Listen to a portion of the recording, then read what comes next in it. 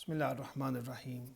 Assalamu ala al-Husayn wa ala Ali ibn al-Husayn wa ala awlad al-Husayn wa ala ashab al-Husayn. One of the interesting verses that we think about during the month of Muharram, and that is the verse in Surah Hajj, وَمَنْ يُعَظِّمْ شَعَائِرَ اللَّهِ فَإِنَّهَا مِنْ تَقْوَى الْقُلُوبِ. And whoever honors the symbols of Allah, indeed it is from the piety of hearts. Allah has given examples of the sha'a'ir Allah, of the symbols of Allah. For example, He says, إِنَّ الصَّفَا وَالْمَرْوَى مِنْ شَعَائِرِ اللَّهِ. Safa and Marwa, the mountains that we cross to perform Hajj, these are from the signs of God. Or when we see, for example, al-budun, the animal, the camel that will be sacrificed for Hajj. These are the signs. But of course, the signs of Allah, the symbols of Allah are not limited to just these animals, to these sacrifices, or to these mountains. Anything, as some of the mufassireen and the commentators of the Quran say, anything that is a sign of religion is part of the sha'a'ir, is part of the symbols of God, the signs of God. And of these are the prophets and their successors, the holy books. Of course, the most important of these are Prophet Muhammad, Allahumma salli ala Muhammad wa ala Muhammad, and his noble family. And Imam Husayn alayhi salam is of the sha'a'ir Allah, is the sign of Allah, is the symbol of God's religion, because he is a holy Imam, he is a divine leader that is chosen to guide people towards the right path. So we understand from this verse that sha'a'ir is one of the things that Allah has talked about, that whoever honors these symbols, it is a sign of their piety. So we're instructed basically to honor the symbols of Allah, to honor Imam Husayn alayhi salam, to honor Muharram, to honor Ashura. And this is a sign of a pious heart. Pious hearts, those that are away from sin, those that are away from impurity, they are the ones that connect to Imam Husayn, that love Imam Husayn, that Imam Husayn goes into their heart, and they do yu'adhim sha'a'ir Allah, and they make great and remember and honor the great signs of Allah. So therefore you see this, that the mu'mineen that are more pious, the more pious we become, the more we want to make Muharram great. We want to honor Muharram more, and we should. And this has been done by Allah. He is the first one that has honored Imam Husayn. Look at the many verses of the Holy Quran about Imam Husayn. Look at Imam Husayn, for example, in Mubahila 361, when the Christians of Najran come to do dua. Of the people that Allah chooses to do dua, and he's at the age of 5 or 6, is Imam Husayn alayhi salam. And they see his face, and they see the face of the Ahlul Bayt, and they become afraid. They're afraid that, and say that if they do dua, mountains will be uplifted. This is something that the Bani Umayyah didn't learn, that you should not contest this family, you should not fight against this holy family. The Christians of Najran saw the power of dua, and Allah has exalted their names in the Holy Quran. As you look at the tafsirs of the Quran, you see the word Ahlul Bayt alayhi salam referring to Imam Hassan, Imam Husayn, Lady Fatima, Imam Ali, the Holy Prophet of Islam, from Shia and Sunni traditions, that nobody else is part of them. Or for example, their names in Mubahila as Abna and sons, or as Nisa, or for example, or as Anfus, as themselves. You see that Allah has brought them in the Holy Quran in many verses. For example, in Surah Insan, when Imam Hassan and Imam Husayn alayhi salam were fasting, and they were young, and they gave their food to the poor. You see that a few verses of Surah Insan were mentioned for them. So Allah has done and glorified Imam Husayn alayhi salam. He has done ta'zeem of Imam Husayn alayhi salam. We see that the prophets of Islam, we see Prophet Adam alayhi salam, that he is introduced to Imam Husayn when he does dua, and he mentions the name of Imam Husayn. The Jibreel comes, and you see in the tradition of Bahar, It mentions the tragedy of Karbala. So Allah has done ta'zeem of Imam Husayn. We see other stories, for example, Prophet Nuh alayhi salam, you can look at Bihar al-Anwar, Prophet Isa alayhi salam, and the noble Prophet of Islam in books of history that Shia and Sunni both accept, that he gives a piece of dirt to Salama and basically and tells her that when this becomes red or bloody, that this dirt will signify the fact that Imam Husayn and Husayn ibn Ali had become martyred. So you see that Allah, the first step has been done by Allah ta'zeem throughout the Quran, through Mubahala, through the purification verse 33, that shows the infallibility of the Ahlul Bayt alayhi salam, and many other mashallah verses of the Holy Quran, that the tatbiq as Husayn ibn Ali alayhi salam, Allah has done ta'zeem and has honored Imam Husayn's name.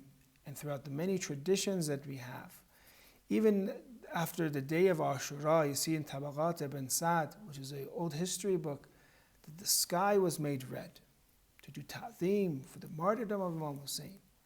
So all these prophets, they cried for Imam Husayn, they remembered him because Allah wanted the name of Imam Husayn to be glorified. But who is the first person to remember Imam Husayn, to do ta'zeem of sha'ir after Imam Husayn alayhi salam was martyred?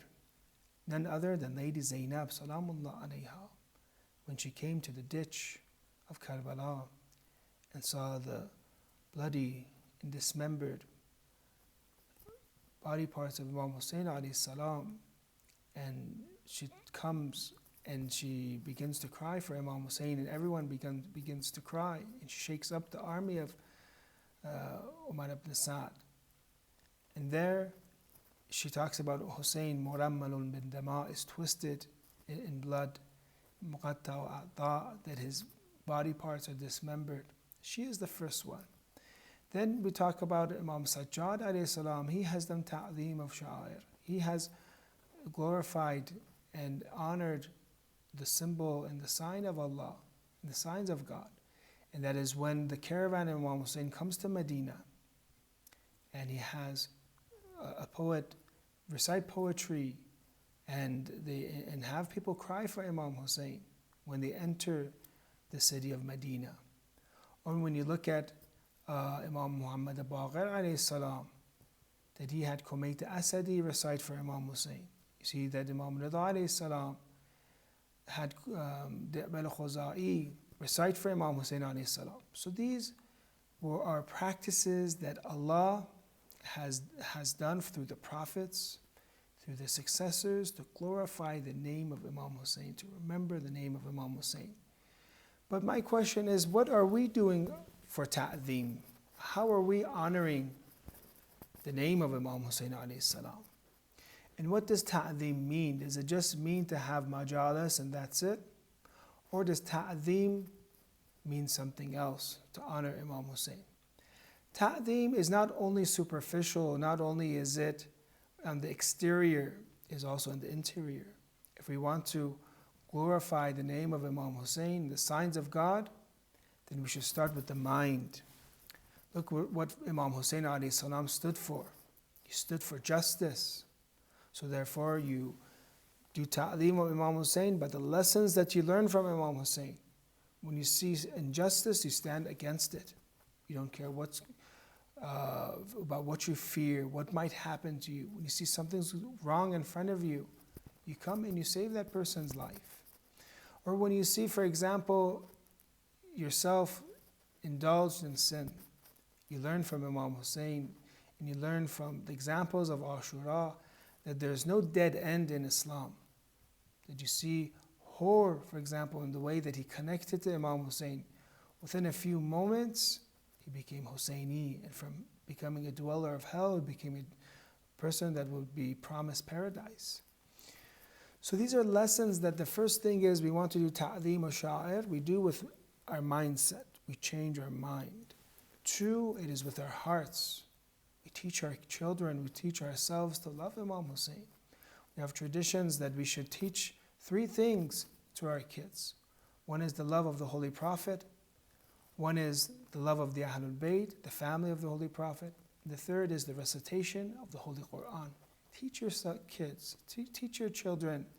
This is part of ta'zeem, that when it comes to Ashura, your kids, by maybe having them wear black at home when you're at home, or maybe by having banners at the house, for bringing the majalis of Imam Husayn to your house through different platforms and making your home a Husayniyya. This is how you do ta'zeem in the hearts, crying for Imam Husayn, having your kids develop a relationship with Imam Husayn alayhi salam. And the third is through the spirit, that while we remember Imam Husayn through, say, banners and through what we wear and what we say, but our heart at the end of inshallah Muharram is closer to Imam Husayn, is closer to the vicegerents of Allah, closer to Imam Mahdi than it is before. So this is a sign of taqwa al-qulub. Whoever has piety of the heart will remember Imam Husayn alayhi salam and will do ta'zeem and will honor his name, just how Allah has honored him. The first step was with Allah. And now, inshallah, during the occultation, it is our chance and opportunity to help spread the message of Imam Husayn in the minds, in the hearts, and in the souls, inshallah. Allahumma salli ala Muhammad wa ali Muhammad. Today is the first of Muharram. Many remember the martyrdom of Muslim bin Aqil, the ambassador of Imam Husayn alayhi salam, and how lonely he was in Kufa.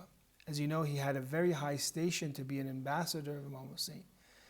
When he came, 18,000 people, thousands of people came, but at the end they all left him alone, and he was gharib.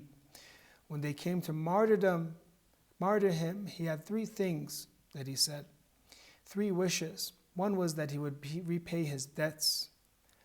Two of these things, he mentioned that he wanted to have a funeral procession, a honorable funeral procession. And the third is that he would send a message to his Mawla, to Husayn ibn Ali, for him not to come to Kufa. They did not accept the last two. They only accepted him to pay his debt. So his entire worry while becoming martyred was that Imam Husayn, Mawla, don't come to Kufa. And he was similar to Imam Husayn alayhi salam in different aspects. One is with the children that he gave. The two tifl, the two children of Muslim bin Aqil, later on became martyred. Imam Husayn, his children in front of him were martyred. Ali Asghar was martyred in front of Imam Husayn alayhi salam.